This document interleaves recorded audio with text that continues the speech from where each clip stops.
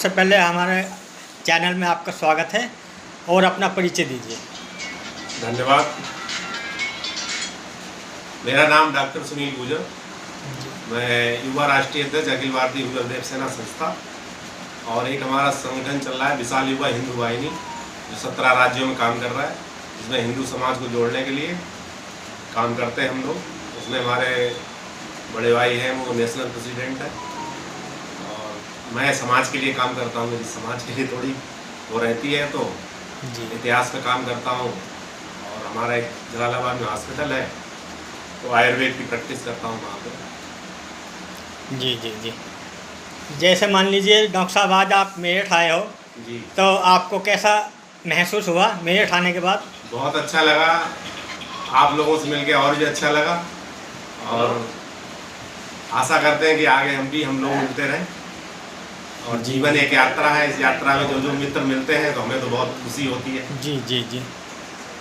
Doctor साहब एक बात और आपसे एक बात और मैं मालूम करना चाह रहा था। जी जैसे मान लीजिए अब आपका ये संगठन चल रहा है जी जी। तो संगठन के हेतु आप इसमें क्या क्या कार्य कराते हो और क्या क्या कार्य करना चाहते हैं?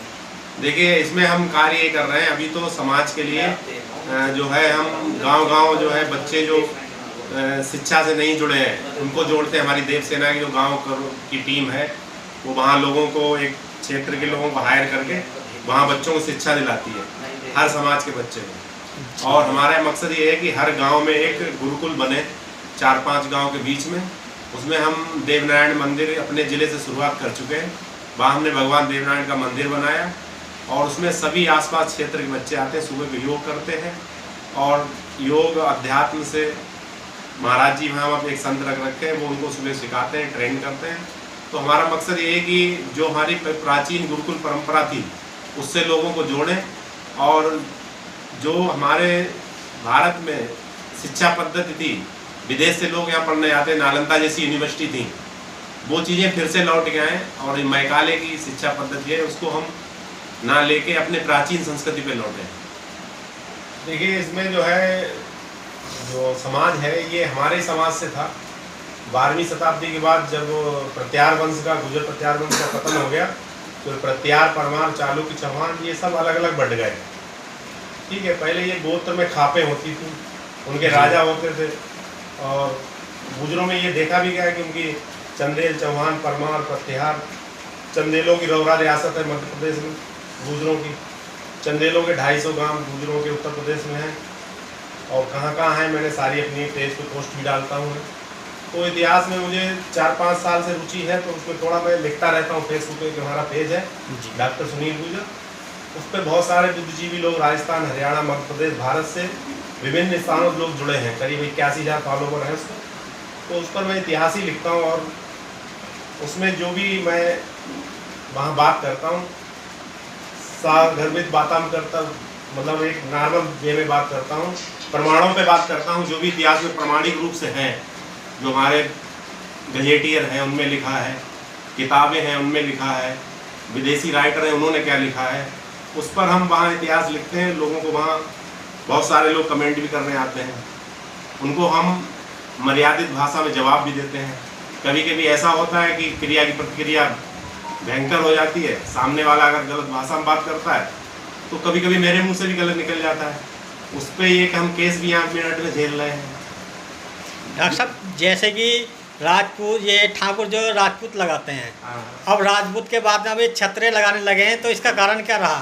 इसका कारण ये है, देखिए हम लोगों ने जब से ये सोशल मीडिया आया है उस पर हमने लिखना शुरू किया है तो राजपूत की परिभाषा बताना शुरू की है, तब इन लोगों को लगा कि अरे नहीं, हमको छत्री शब्द पे आना चाहिए। फिर ग्वालियर में और चंडीगढ़ में इन्होंने केस डाला, उसमें केस इन्हें डालना चाहिए था राजपूत बीएस गुजर, वो उन्होंने केस नहीं डाला, इन्होंने केस डाला छत्री बीएस गुजर, तो छत्री तो गुजर भी हैं, ठीक है। उसमें फिर कोर्ट ने ये खारिज कर दिया। अभी इन पे फटकार भी लगाई थी कि आपको खाली हमारा समय बर्बाद कर रहे हैं, जो ऐतिहासिक प्रमाण है उसमें मीर भोज, पृथ्वीराज चौहान ये सब गुजरी हैं। तो इसमें इन लोगों को अभी मध्य प्रदेश में तत्कालीन प्रकरण चल रहा है, इंदौर में एक मूर्ति लगी है पृथ्वीराज चौहान की, तो उसमें हमारा संगठन वहाँ अधिकारियों से मिला ज्ञापन दिया, पृथ्वीराज चौहान के प्रमाण दिए कि उनके नाम के साथ राजपूत शब्द न लगाया जाए। राजा सभी के होते हैं जी जी। और उन्होंने किसी एक जाति के लिए काम नहीं किया होता है, सभी जातियों के लिए काम किया होता है। लेकिन जो जिस जाति धर्म में पैदा होता है उस जाति को उस अपने महापुरुष पर गर्व करना चाहिए। और इतिहास का धर्म है कि जब भी लिखा जाए तो उन महापुरुषों की जाति भी का भी जिक्र करना चाहिए। नहीं तो लोग क्या करते हैं, आने वाली जैसे पीढ़ी को पता ही नहीं चलता कि हमारे समाज के महापुरुष थे। जैसे कि आज से 10 साल पहले हमें नहीं पता पृथ्वीराज चौहान गुजर थे। जब हमने यूपीएससी की तैयारी की, किताबें पढ़ी, उसमें या सतीश चंद्रा की बुक है और सारी बुक है, रेफरेंस देखे तो उसमें मैंने पढ़ा, तो फिर मैंने लिखना शुरू किया। धीरे धीरे वो समाज में जागरूकता आई और आज बहुत सारे प्रमाण निकल के आ गए बाहर। तो क्षत्रिय में तो जी डॉक्टर साहब सभी लोग आते हैं, जैसे आर्मी में बॉर्डर पे जो लोग आज छत्री कोई नहीं, आज छत्री तो आर्मी है। जी जी जी। प्राचीन समय में राजा होते थे, उनकी छत्री सेना होती थी, ठीक है। छत्री का धर्म क्या था, आज क्या वो लोग छत्री का धर्म का पालन कर रहे हैं? छत्री का कर्म होता है अपने से नीचे समाज को गले लगाना, ना कि उनको हे दृष्टि से देखना। जी जी। भगवान राम ने सबरी के जूठे बेर खाए थे और वो जब एक राजकुमार थे, जब घर से बाहर मेरा नाम कैलाश चपराना है। मैं रामपुर पावटी बागपत रोड निकट सुभारती के पास रहता हूँ। वहाँ हमारा एक संगठन का कार्यालय है, वीर गुजर सभा श्री देवनारायण जी। हम उसमें समाज में कुरीतियों को मिटाना, जो बच्चे अच्छे नंबरों से पास होते हैं उन्हें प्रोत्साहित करना, उनको देना, और जो अब हमारे बच्चे जो यूपीएससी में या जेई में जो उसमें चलते हैं उनको ज़्यादातर प्रोत्साहन देते हैं, उन्हें इनाम देते हैं, उन्हें सर्टिफिकेट देते हैं अच्छा काम के लिए, जिससे अच्छे बच्चे देख के उनको प्रोत्साहन बढ़े जी। हम उसमें समाज में कुरीतियों को मिटाना, जो बच्चे अच्छे नंबरों से पास होते हैं उन्हें प्रोत्साहित करना, उनको देना, और जो अब हमारे बच्चे सर्टिफिकेट देते हैं अच्छा काम के लिए, जिससे अच्छे बच्चे देख के उनको प्रोत्साहन बढ़े।